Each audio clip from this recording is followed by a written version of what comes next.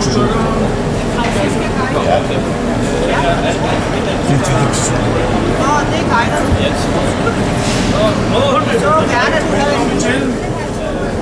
vores nye tog, som så godt nok ikke er vores. Det er et tjekkisk tog, men det skal køre her fra København fra 1. maj med en daglig afgang, og lidt længere fremme i maj, så kører vi med både 2 og 3 aftaler med det. Det er det første klassen, I kommer ind i. I må godt sætte dernede, hvis I vil, så I lige kan mærke komfort i steder her. Som sagt, så er det tjekkisk bygget, og det er 258 meter langt med lokomotivet. Og vi har 9 vogne på, og I er kommet ind i en første klasse. Hvis man kigger lidt bagud, så nu har vi aflåst det nede, men der har vi også første klasse dernede. Det er så en af første klasse vognene, og den fortsætter så her. Og det der er fordelen ved den her frem for de andre tog, vi har haft, det er, at vi har vi har en lader til telefonen, trådløst, så I bare kan lide telefonerne. Skal vi gå lidt videre?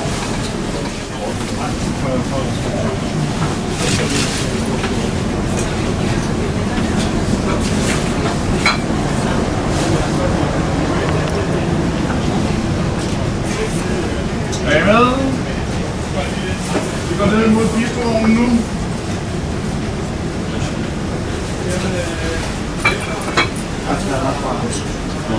Hvad skal man? Ja. Vi skal have varer ind, og så kan vi få varer igennem de 2 døre her. Man må ikke bruge de 2 døre her som normalt døreåbninger og som udstigsdøre, men vi kan få varerne ind her. Og det er tjekkisk personale, der kommer til at stå i bistroen hele vejen på rejsen, når man kører. Og der er spil i bistroen, der kan vi åbne det i bistroen.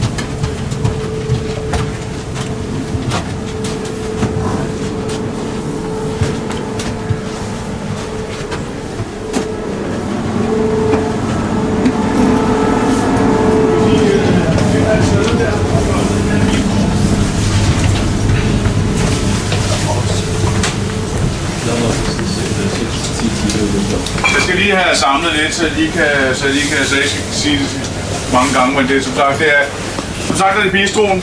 Bistroen, den kan man ikke bestille, bistroen kan man ikke bestille pladsbillet til. Så har man et normalt sæde i toget, og har man lyst til at gå ud i bistroen, så forlader man bare sit sæde, tager eventuelt sin håndbagage med og går herud, og så finder man et sæde her, og der kan man så bestille kaffe og forskellige former for mad, og de har sodavand og øl og så videre. Og som sagt, så er det tjekkisk bistropersonale, der kommer med hele vejen. Hvis man sidder på første klasse, og man bestiller noget, så bringer de simpelthen varerne ind til en inde på første klasse. Så man får lidt ud af sine penge, når man betaler på første klasse. Så I kan godt mærke, det er noget luksus i forhold til andre tog, vi kører med. Ja, skal vi snakke om vise 4? Ja, det kan vi godt. Så, men som sagt, der er ikke så meget at vise ud andet, end at det er jo som sagt her, vi bare går ud. De lægger steder og så videre, der har de siddet ind og så her til. Altså, I kan også se forskellen. Men alligevel er der jo stadigvæk god plads til bagage. Og der er god benplads, og rigtig god benplads, og der er også nogle gode hattehylder og så videre. Så man kommer ikke, man mangler ikke noget ordentligt komfort, kan man sige. Alle vogne har, som sagt, imellem hver vogne er der toiletter, så vi mangler heller ikke noget toilet i nogen af dele af toget. Det vi så kommer ind til den næste, der kommer man ind til infopointen i toget. Det er her, hvis man har spørgsmål, så kan man henvende sig her inde i toget.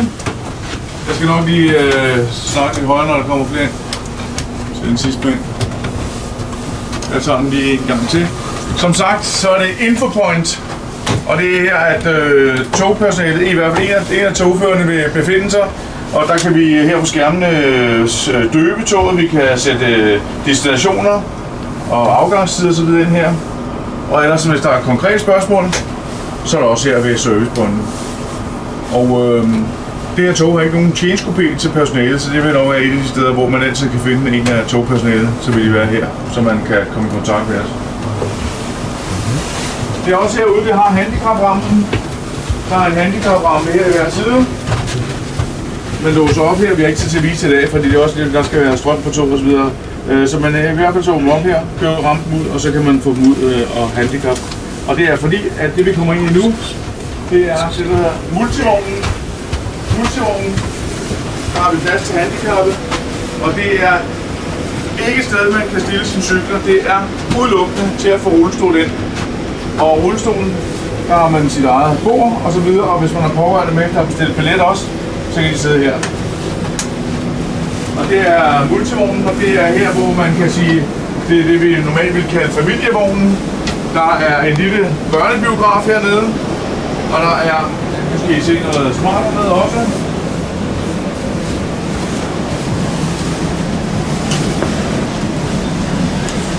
Der er forskellige spilleplader på bordene, og når man skal have brækker til spilleplader, så er det ude i Infopoint, hvor jeg lige har fortalt jer, der kan man gå ud og låne plader. Her er børnebiografen. Der er ikke plads til mange, men man kan selv stille de mindste børn på sæderne her. Og det er smadret smart, ikke også? Tegnefilmen, den kører på tjekkisk. Men som sagt, så er det det, vi kalder en... Det er multivogn, men det er lige så meget en familievogn, kan man sige, fordi der er god komfort til passagerernes side. Børnene bliver ikke generet af solen, fordi der er sådan noget film for vinduet. Så det er også rigtig smart.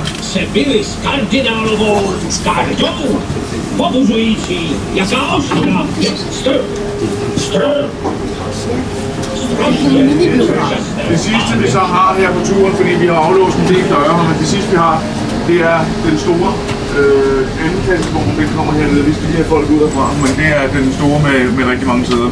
Det minder om den lille andenklassevogn, vi har gået igennem, men bare i meget længere. Og det er også lige meget for at vise jer, hvor god plads vi har til bagage i forhold til mange af de andre tog, vi har. Og der er... Hvis der er nogle spørgsmål, så må I bare fyre af, fordi jeg snakker bare. Så I må godt...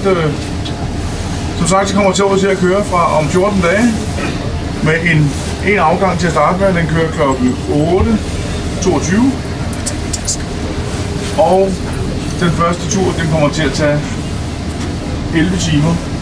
Så kommer der nogle resterende ture en gang i maj, som på grund af sporvejs kommer til at tage 13 timer. Så det er alligevel en ordentlig chat. Ja. Kommer den til de samme strømmønster som de normale Eurocity-tog? Den får lidt mere. Jeg kan sige, ind til Hamburg, ja, der gør den. Men efter Hamburg, så får den jo også, de tyske stationer med, så får den jo både, Berlin og Dresden, inden den kommer til Prag jo. Ja. Nå, skal vi gå ned igennem den lange? Det er så den lange anden klassevogn. Og læg mærke til igen. God benplads. Normalt så sidder man altid med benene op under nakken. Vi har god plads. I alle de andre tog har vi jo ikke både bagage ude i siderne, og her der har vi plads til bagage her også. Og det er stadigvæk brede kattehylder.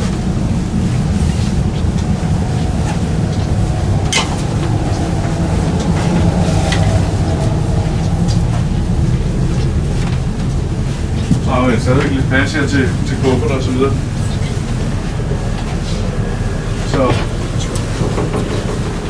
Så ja. Og hvis I har lyst til, at hvis I vil videre ud og kigge på cykelvognen, så er det den sidste vogn op mod lokomotivet.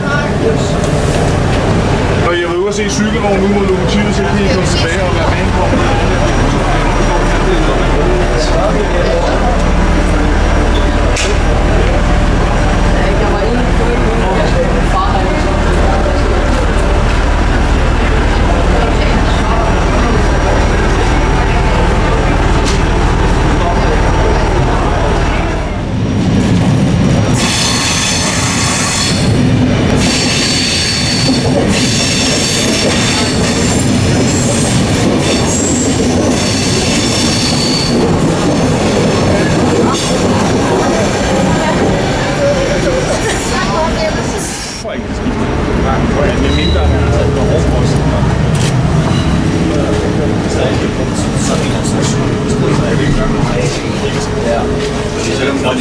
fordi jeg tænker, at de fleste danser så meget mere, når sådan en her slags.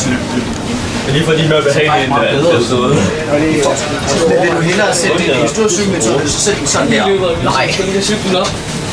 Altså ikke rent på den måde, men det bliver altså en masse plads. Ja, jeg er med. Du skal lige vejen op. Hvordan sidder du? Jeg sidder faktisk sådan okay godt på knapsædet. Kan du sidde sådan i 11 timer til prøve? Hvor meget ved I om tog? Ret meget. Ret meget. Hvad ved I så ikke om den her? Ved I, hvor mange hestekræfter den har? Ja, lidt over 8.000.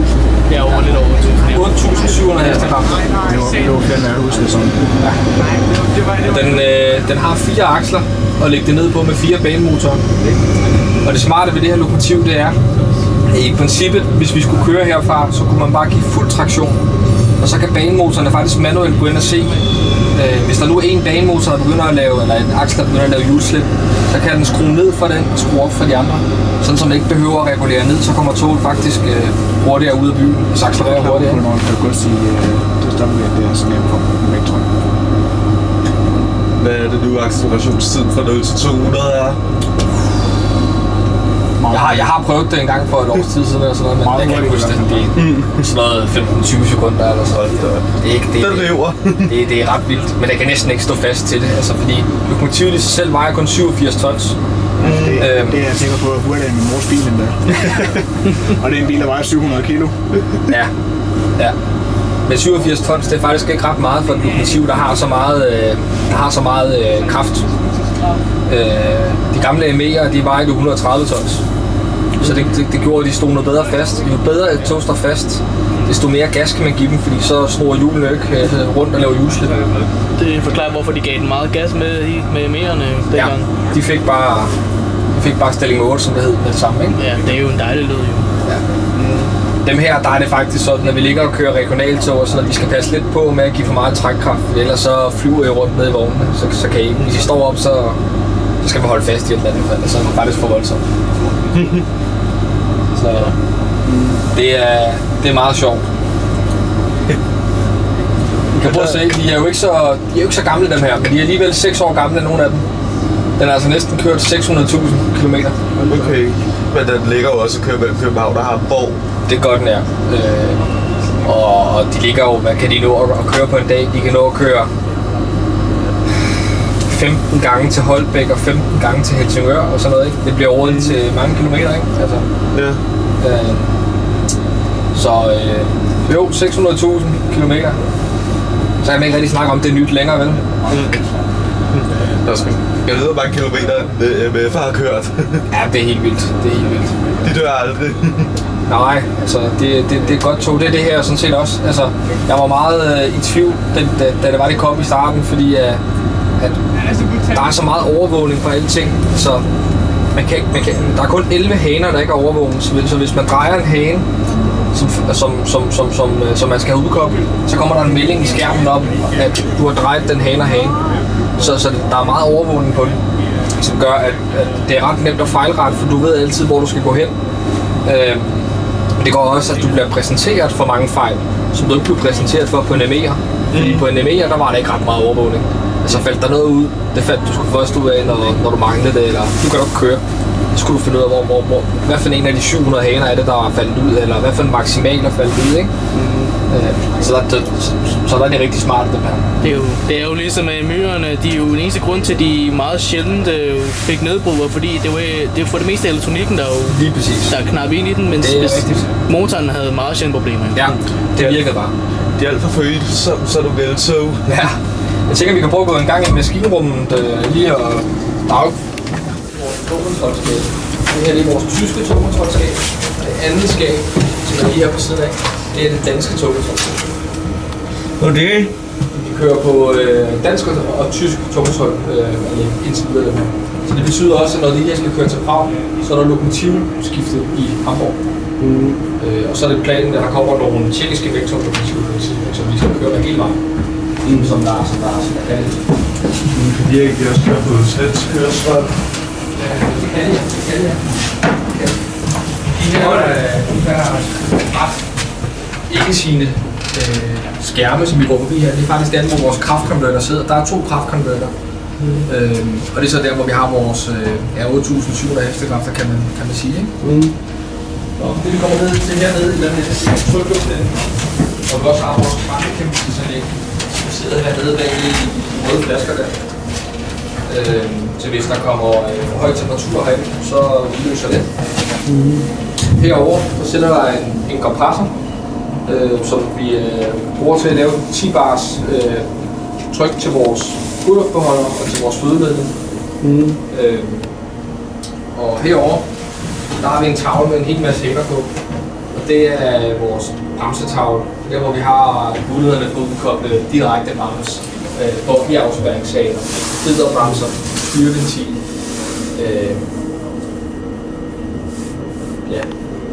federbremser også. Og så haner til at udkoble togets sikkerhedssystem heroppe. Og så ved siden af et bremseskab, hvor vi har alle automatsikringerne, som er en slags overvågning. Så hvis der sker et eller andet, så kan man altså se, så er der fanden sikring. Hej Jesper. Hej. Hvad så? Hej, har jeg været hele vejen igennem? Ja, vi går tilbage lige om det. Okay. Ja, så venter vi lige. Det er fint. Jeg lader højspænding derude. Ja, det er godt. Vi kommer efter. Yes. Så det er faktisk det, der er at se. Der er jo ikke så meget at se. Det er meget det og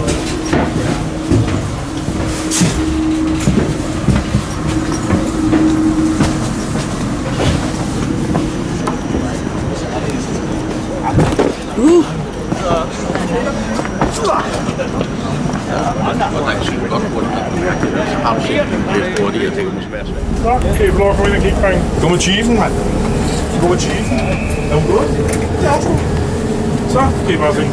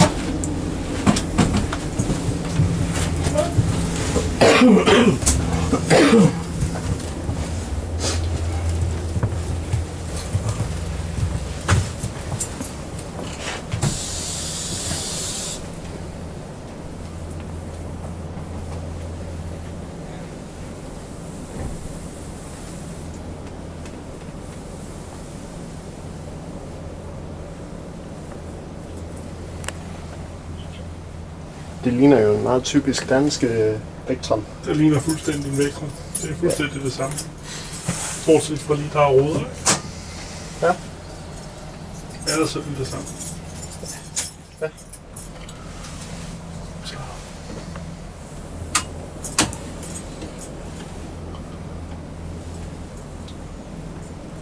Vil du over og kigge herovre, Kevin?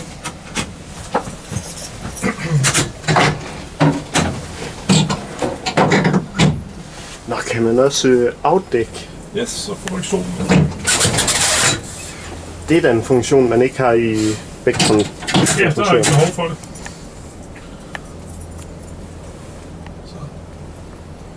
Shit, hvor sejt. Og så lidt nyere radio, kan man sige også. Ja, det er der også. Altså sagt, lidt nyere fra til nogle af de gamle. Ja, ja. Det er rigtigt. Jamen, var det godt lige at komme op og se, drengen? Ja. Det var godt. Emil, tager du lige et billede, der er sådan... Jeps. Havde det måske set bedre ud, hvis jeg ikke havde rygsæk og så videre på. Så, det er så fint. Det går. Det er nok heller ikke alle, der får lov til at komme herop. Nej, I de første dage, der havde fået lov at komme her. Ja. Så der er ikke så mange, der får lov at se det her, fordi det er jo bare første klasse. Så det er jo ikke sat fast i det her. Nej. Det er jo i hvert fald. Nej.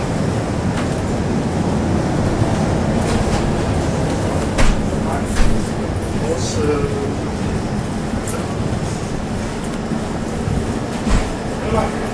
skal vi noget fedt svært.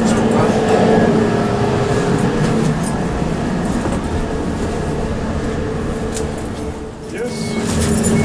Goddag. Hej. Så, kan I få lov at komme ud, drenge? Yes. Jeg tror måske, det er nok i den anden.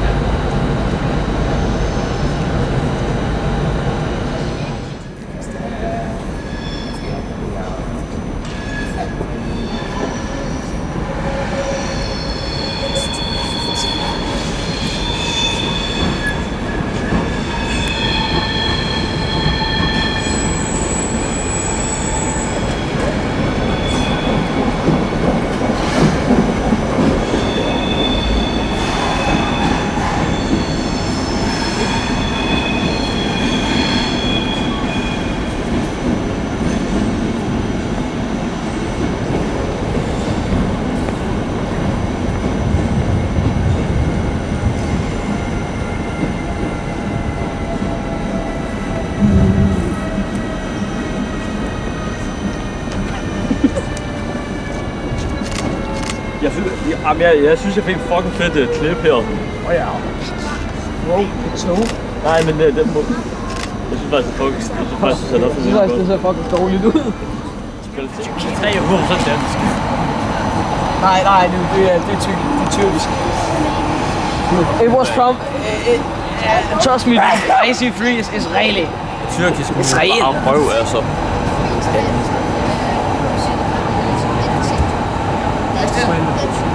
Jeg står her. Ja. Nej. Det gør jeg gerne. Skål det! Just do it. Hang yourself. Okay. Ja, der er stadig kød.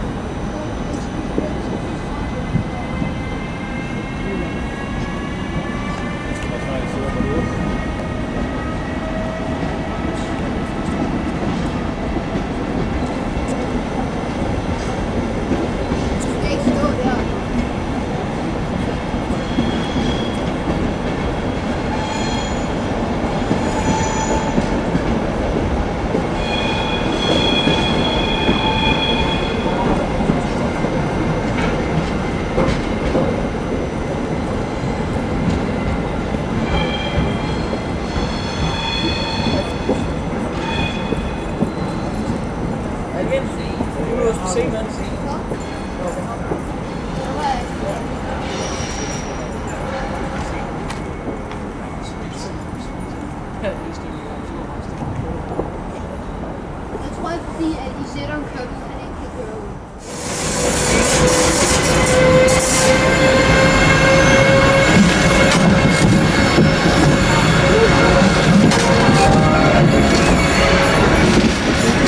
Intercity til Aarhus, spor 6. Intercity til Aarhus, spor 6.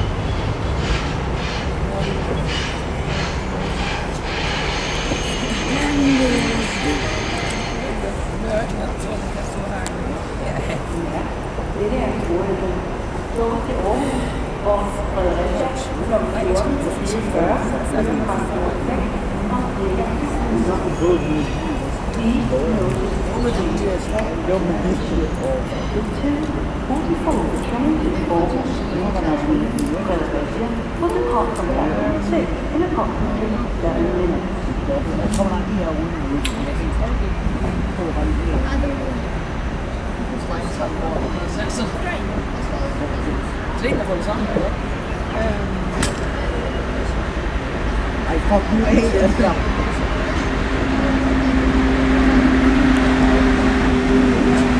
Hvorfor?